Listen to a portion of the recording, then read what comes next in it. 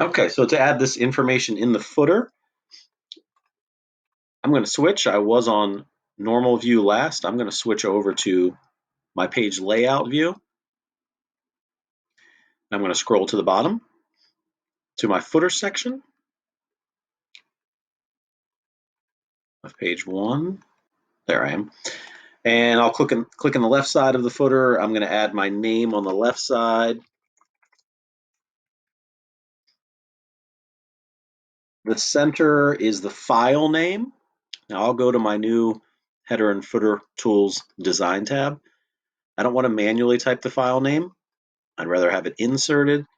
And the right side is going to be my sheet name, which should be called sales data, but rather than typing that in,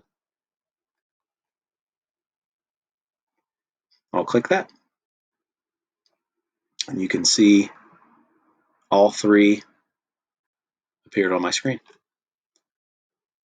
Okay, step 4, copy and filter the data.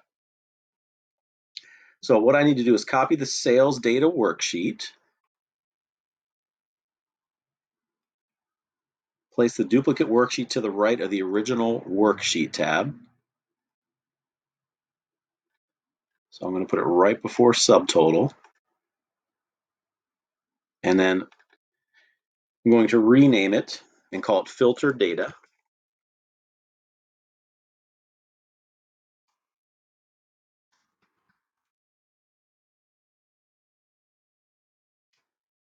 And that's step A and B. Step C wants me to turn off the total row. Well, the total row we have checked, so we'll get rid of that. And that should be turned off down there in row 83. And convert the table to a normal range of data. Well, I'm just going to click in any cell, and under my Table Tools Design tab, you have Convert to Range. And when I do that, essentially, I'm going to click Yes.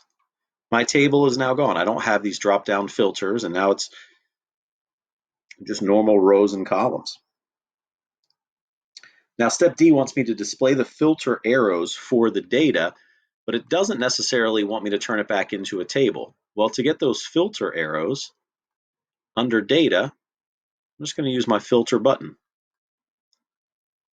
And notice I now have the ability to sort. Step E, filter the data to display the cities of Alpine,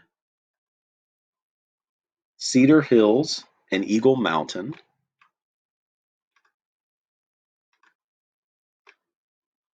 So it's just those three.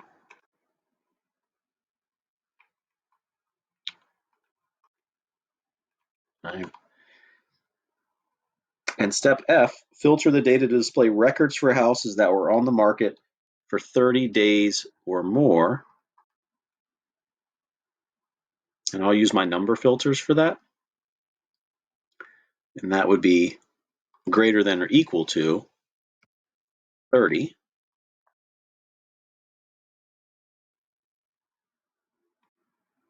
Just because it looks like I actually do have a 30.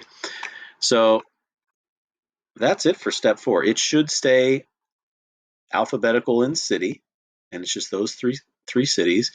And then days on market looks like it is in descending order by city. So it goes from 203 down to 36 for Cedar Hills, and then in Eagle Mountain it picks back up at 194. And that looks like that's it for step F.